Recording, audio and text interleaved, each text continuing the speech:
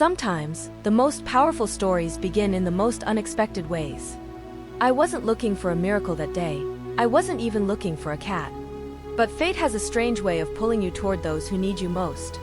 In the shadowy stillness of a city street, I saw him, a stray cat with forelegs stretched out at an unnatural angle, like a silent cry frozen in motion. Alarmed, I rushed forward, hoping to help. But the moment our eyes met, he bolted into the night, vanishing like a phantom swallowed by the dark. I couldn't let it go.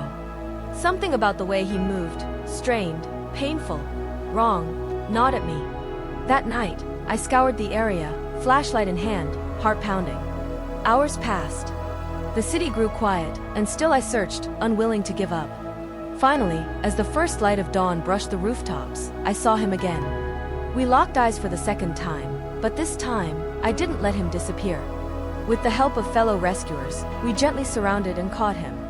He was terrified, of course, his little body trembling with fear, his soul so used to running that it resisted every attempt at comfort. But under all that fear, there was something else, trust waiting to be rediscovered. It was clear from the beginning that something was terribly wrong with his forelegs. They hung there, limp and stiff, unable to bend or support his weight. We offered him food, fresh, warm, fragrant, but he ignored it, too tense to eat. Carefully, we brought him home. There, in a quiet corner, we prepared milk powder, soft canned food, and snacks, anything to make him feel safe, anything to let him know he was cared for. That night, something shifted. Maybe it was the quiet, maybe it was the smell of real food, or maybe it was simply the exhaustion finally catching up to him. He ate. Just a little. But it was enough. Enough to tell us that he was willing to try. We named him Angel, Lucky Treasure. A name full of hope, because hope was all we had. His body bore old scars, silent witnesses to unspeakable cruelty. There were burns on his back that looked eerily like they came from cigarette butts. The vet confirmed our worst fears. Angel's forelegs hadn't been hurt by accident. They had been intentionally broken. Someone had done this to him. The kind of realization that makes your stomach twist and your heart ache. His muscles had already started to atrophy, fibrotic tissue replacing the softness of healthy muscle. Surgery, the vet said, would only cause further trauma. His limbs were stuck, permanently stretched, as if frozen mid-flight from some long-ago escape. But we weren't giving up. Not on Angel. We traveled to Beijing, to one of the most respected pet hospitals in the country. The doctors were stunned by the extent of his injuries, but they didn't say no. They didn't turn us away. There was still hope, they said. Perhaps not through surgery, but through conservative treatment, physical therapy, gentle correction, long-term care. It wouldn't be easy. It wouldn't be fast. But it was possible. Back home, Angel slowly began adjusting. He slept more soundly. He purred, a soft, grateful vibration, barely there, but unmistakably real. We added traditional Chinese medicine to his routine, seeking every possible path to healing. His treatment included bone correction and muscle recovery techniques. He endured so much, but he never lashed out, never turned away. A silent warrior in a tiny, battered body. Every day, we massaged his forelimbs, stretched them gently, celebrated each tiny movement, each flicker of regained mobility. His muscles remained weak, but progress, however small, was real. We introduced him to a younger companion, a mischievous little black kitten full of energy and chaos. Angel, dignified and calm, looked at us with weary eyes as if to say, "What have I done to deserve this tiny troublemaker?" But even in that exasperation, there was a new lightness to him. A shift. He was no longer just surviving, he was beginning to live. We took him to the beach one day, me, Angel, and the wind. The vast horizon stretched before us, as if the world was reminding him how big it could be. He couldn't run. He could barely walk. But his eyes sparkled with curiosity. And though his movements were clumsy and short-lived, he moved. He tried. Back at home, rehabilitation became a ritual. Every day, 20 minutes of muscle massage for his forelimbs. His right leg, the more damaged one, got extra attention. Static stretching helped counter the tightness of atrophied muscles. Slowly, painfully slowly, he began to regain the ability to bend his paw. His recovery was incremental, but the changes were undeniable. The vets marveled at his spirit. "He's improving faster than we expected," one of them said. "He still has a long way to go, but we're optimistic." And so we continued, one day at a time. Angel began sunbathing in the mornings, soaking in the golden warmth like a blessing. He grew stronger, not just physically, but emotionally too. He adapted to life inside, welcomed affection, began trusting the hands that had once terrified him. The rescuer, now his guardian, never gave up, lifting him gently every day, encouraging him to stretch, to move, to hope.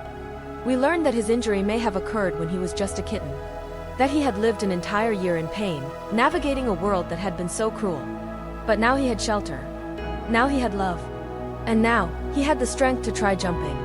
The first time he attempted it, he stumbled. But he didn't give up. And neither did we. With a full belly and a fluffier body, Angel started looking healthier, even chubby. We gave him baths, dressed him in warm clothes, and took more trips to Beijing for a second phase of treatment. Surgery was discussed, but the risks were high, the outcomes uncertain. Instead, we doubled down on joint stretching, elbow training, and physical therapy. We even got him a wheelchair, though he wasn't a fan. "What is this thing?" he seemed to say with his eyes.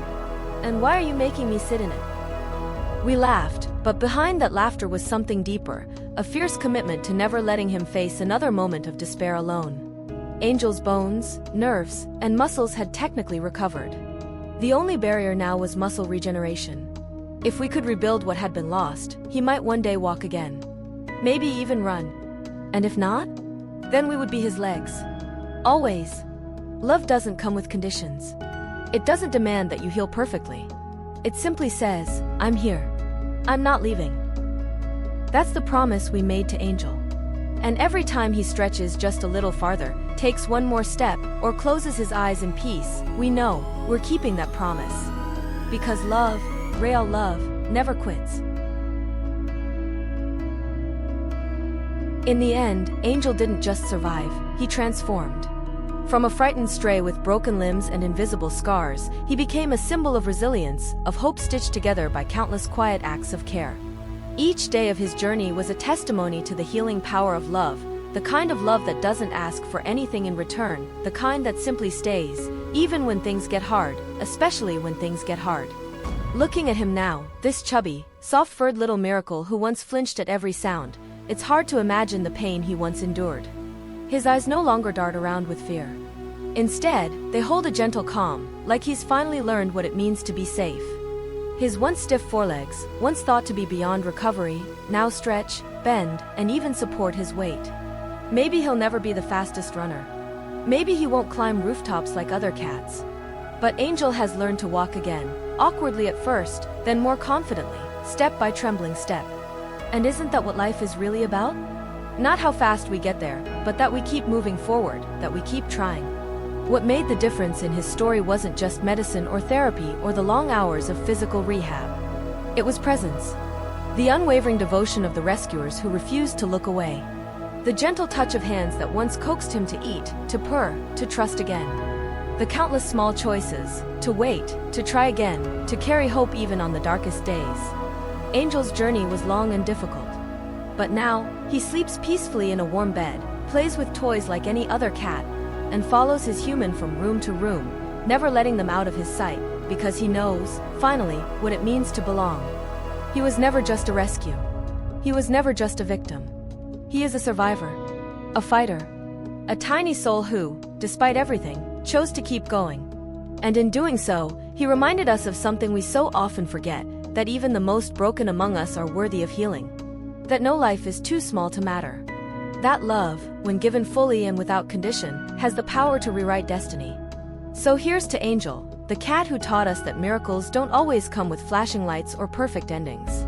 Sometimes, they come on quiet paws, with tired eyes, and a heart that still dares to trust again. And if you ever feel like giving up, just remember him. Remember the cat who couldn't walk and chose to run anyway.